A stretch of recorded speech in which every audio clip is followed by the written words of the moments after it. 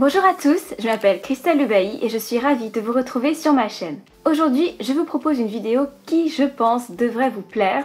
Enfin, j'espère. Ça fait quelques semaines que les conseils d'écriture sont assez techniques. Alors là, je me suis dit, revenons aux petites astuces sympatoches. Voilà. Vous êtes un certain nombre à m'envoyer des messages où vous me demandez comment écrire plus, garder le rythme, etc. Et plutôt que continuer à vous répondre un par un, je me suis dit que le plus simple serait de faire une vidéo à ce sujet. Comme toutes les vidéos de ce genre, je précise que je vous indique ce qui marche pour moi ou que je sais qui marche chez les autres. Après, ça peut ne pas forcément marcher pour tout le monde, malheureusement, mais si vous avez des techniques particulières, n'hésitez pas à me les mettre en commentaire, comme ça tout le monde pourra en bénéficier. C'est bon, l'intro est finie, on va pouvoir commencer et assurez-vous de bien rester jusqu'à la fin parce que c'est là que je donnerai l'astuce ultime pour supprimer les blocages et écrire beaucoup plus. Petit 1, le rituel. C'est bizarre dit comme ça, on dirait qu'on s'apprête à faire quelque chose de satanique, mais en vrai pas du tout, je vous assure. Il faut savoir que parfois, créer une sorte de rituel nous met tout de suite dans le bon état d'esprit pour faire telle action. Par exemple, certains auteurs doivent allumer une bougie, d'autres lancer une playlist, d'autres fumer une cigarette ou se faire un thé. Bien sûr, je ne vous dis pas de vous mettre à cloper pour écrire, ni d'acheter une bougie si vous vous en foutez. Ce que je vous invite à faire, c'est de réfléchir à ce qui peut déclencher l'envie d'écrire chez vous. Je sais que moi, généralement, la musique m'aide beaucoup. Dès que j'entends un air, je suis dans l'ambiance et les mots me viennent beaucoup plus facilement. Aussi, je suis incapable de travailler à mon bureau si ma lampe n'est pas allumée. Et ça, c'est même au travail. D'ailleurs, ça amuse mes collègues. Mais vraiment, dès que je suis sur mon bureau, il faut que ma lampe soit allumée. Sinon, il ne se passe rien, et ça même en plein jour. Je vous rassure, j'ai une lampe à économie d'énergie. Mais voilà, c'est mon petit rituel. Pour écrire, je m'installe avec mon coussin, j'allume ma lampe, je lance ma musique, soit avec mes haut-parleurs, soit avec mes écouteurs. Il ne faut pas que le son provienne directement de l'ordinateur, sinon ça me perturbe. Et c'est ce que je peux faire de mieux pour me préparer à l'écriture. Créer un rituel peut déclencher votre envie d'écrire. Et si ce rituel est bien ancré, vous ne vous en rendrez même pas compte. Ça se passera au niveau de l'inconscient. Comme avoir envie de grignoter en regardant une série le soir, parce que vous êtes dans le canapé et qu'il pleut dehors. 2. Se fixer des objectifs. J'en ai déjà parlé dans ma vidéo comment terminer un roman, donc je ne vais pas m'éterniser là-dessus. Se fixer des objectifs peut être une excellente solution pour avancer coûte que coûte. Cependant, il faut faire attention à ne pas mettre la barre trop haute, sinon vous allez vous décourager et faire n'importe quoi. Et c'est du vécu, donc croyez-moi. Apprenez à vous connaître. Si vous savez qu'en temps normal, écrire 5000 signes par jour est de l'ordre du faisable, restez là-dessus. Si vous voulez tester vos limites, allez un peu plus loin, trouvez ce qui marche pour vous. Et ce qui est aussi important que d'avoir des objectifs, c'est de tenir le compte de votre progression. Si votre objectif est d'écrire tous les jours 5000 signes, écrivez-le et indiquez tous les jours combien vous avez écrit. Vous pouvez le faire dans un carnet, sur un tableur Excel, peu importe. Mais ce qui compte, c'est de vraiment s'y tenir. Et même si vous n'avez rien écrit tel jour, de l'indiquer. J'ai écrit mon premier roman Lula et les monstres grâce à cette technique, ainsi qu'une énorme partie de l'expiation, mon thriller qui va paraître. Donc on peut dire que ça a été testé et approuvé. 3. Apporter des changements. Vous n'arrivez plus à écrire à votre bureau, alors allez dans un café ou dans un parc. Je sais que moi, j'adore écrire dans des trains et tout comme j'aime bien les brasseries. Changer d'environnement peut vraiment être bénéfique pour votre écriture. J'aime beaucoup mon bureau, j'ai tout fait pour qu'il m'inspire, mais parfois on a envie d'autre chose.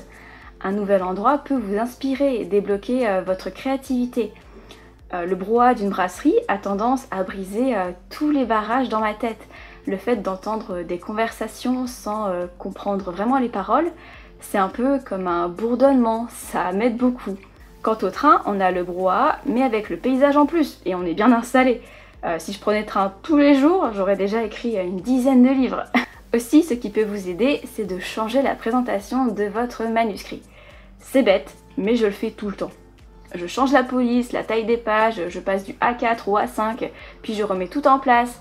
Je change la présentation des chapitres. On peut dire que c'est de la procrastination, mais généralement, vu que ça me fait passer du temps sur mon projet, même si c'est que de la bidouille, ça me fait m'intéresser aux phrases, je retouche 2-3 trucs en passant, et ça y est, je suis débloquée. Peut-être que ça peut vous aider vous aussi du coup. 4. Découper ses sessions d'écriture.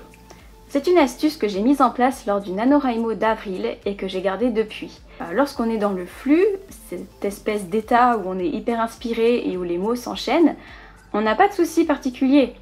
Cependant, si vous êtes comme moi et que vous n'atteignez pas souvent cet état de grâce, découper vos sessions peut vous aider.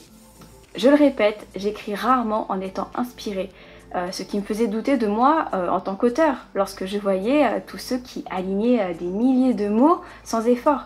Puis j'ai compris qu'on avait tous notre mode de fonctionnement et qu'il suffisait de l'affiner. Clairement, pour moi, rester 3-4 heures sur ma chaise à essayer d'aligner des phrases, c'est très compliqué.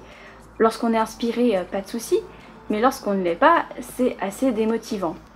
Du coup, j'ai pris l'habitude de faire des sessions de 50 minutes et de faire une pause de 10 minutes où je me lève de mon bureau et où je vais faire autre chose. Promener mon chien, aller me faire un encas et ou même juste marcher dans mon salon. Mais je ne reste pas devant mon écran. Pourquoi cette méthode? Tout d'abord parce que j'ai entendu un jour un mec qui disait que le cerveau humain n'arrivait généralement pas à rester concentré plus de 50 minutes. C'était pas un gars lambda hein, comme vous et moi, il tirait ça d'une étude. Après, il y a sûrement plein d'autres études qui disent le contraire, mais moi, ça m'a paru assez cohérent. Et du coup, j'ai décidé d'essayer, et effectivement, au bout de 50 minutes, je n'en peux plus clairement. Et pourquoi ne pas rester devant son ordinateur? Tout simplement parce que si je reste devant l'écran, je vais aller checker mes mails, regarder les réseaux sociaux, des vidéos sur YouTube, et me retrouver aspirée dans tous les contenus qu'offre Internet. Je n'aurais pas fait de vraie pause, car mes yeux auront continué d'être agressés par l'écran, ce qui est fatigant, mine de rien. Mon esprit n'aura pas eu l'occasion de se vider, de faire place nette pour la nouvelle session. Et franchement, qui arrive à rester 10 minutes pile sur internet et après à revenir à sa session? Moi je reste 15, 20, 30 minutes perdue dans les limbes d'Instagram. Donc si vous faites une session où vous ne vous sentez pas particulièrement inspiré, essayez de fractionner votre temps et pendant votre pause d'aller faire un tour. Le mieux c'est d'aller dehors, de marcher. Si vous avez des musiques qui vous évoquent votre histoire, écoutez-les ou marchez en silence si vous avez besoin de faire le vide. 5. Le comics sans MS. Ça y est, on arrive à l'astuce la plus chouette, mais surtout la plus efficace que je connaisse. J'en avais déjà parlé en passant sur Instagram, et certains d'entre vous ont dit qu'ils allaient essayer, mais jamais j'en ai parlé ici. C'est donc l'occasion. Vous connaissez la comics sans MS.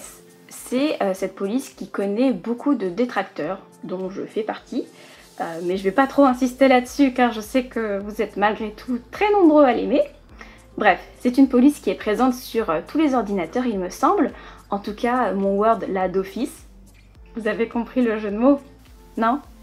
Bon, si vous l'avez pas, c'est pas grave. Bref, si vous n'avez pas la police, elle est téléchargeable, et cette police, elle a le don de faire écrire davantage. Alors pourquoi? Il n'y a pas de science derrière tout ça, j'ai une petite explication, mais pas sûre qu'elle soit vraie. Je pense qu'on a beaucoup de blocages parce qu'on a l'impression d'écrire la version finale de notre livre. Sur Word, on a toutes ces belles polices qui font très pro, beaucoup de livres sont imprimés avec, et je sais pas, ça doit nous bloquer inconsciemment. On n'ose pas, on se pose trop de questions, l'écriture peut ne pas être fluide. Alors qu'avec la comics sans MS, on n'a pas ce problème, ça c'est sûr. Je la trouve personnellement assez moche et je trouve qu'elle fait pas sérieuse. C'est bizarre à dire comme ça, mais lorsque j'écris avec cette police, je prends tout de suite moins au sérieux ce que je fais. Pas dans le sens où mon roman me paraît moins important, dans le sens où même si je sais que la phrase n'est pas terrible, ce n'est pas hyper grave, je la retravaillerai plus tard. Les mots s'enchaînent, suivent mes pensées, sans que je m'interroge sur telle virgule ou telle construction. En gros, ça détruit pas mal de barrières inconscientes qu'on a. L'écriture devient beaucoup plus facile. Moi qui suis plutôt une auteure laborieuse dans le sens où j'écris très rarement en étant inspirée avec les phrases qui s'enchaînent, eh bien ça m'a complètement débloquée. Donc si vous avez envie d'écrire davantage, essayez le rituel, les objectifs, le fractionnement des séances et le changement, mais surtout passez au comics sans MS. Après il y a un revers, c'est que je trouve tout ce que j'écris mauvais avec cette police, mais ça c'est visuel. N'importe quel écrit, même génial, me semblerait naze s'il est écrit en comics sans MS. Parce que quand même, elle est sacrément moche. Et attention, c'est une astuce testée et approuvée par des tas d'auteurs, hein. Il n'y a pas que moi. J'en ai entendu parler la première fois sur une chaîne YouTube anglaise. Et après j'ai vu que plein d'auteurs en parlaient sur les réseaux sociaux. Comme quoi c'était révolutionnaire et ça les aidait vraiment. Donc je me suis dit pourquoi ne pas en parler sur la chaîne au cas où vous ne seriez pas au courant. Maintenant vous l'êtes. Alors dites-moi si ça a marché pour vous ou non. Voilà, c'est la fin de la vidéo. Si elle vous a plu, n'oubliez pas le like ni de vous abonner à la chaîne. Comme je l'ai dit lors du tag d'écriture d'il y a 2 semaines, le rythme des vidéos va s'intensifier à partir de maintenant. Alors si vous voulez être sûr de ne rien rater, n'oubliez pas d'activer la petite cloche juste à côté du bouton s'abonner. Comme ça vous recevrez une notification lorsque je sortirai une nouvelle vidéo. Je vous dis à la semaine prochaine, écrivez bien, bye!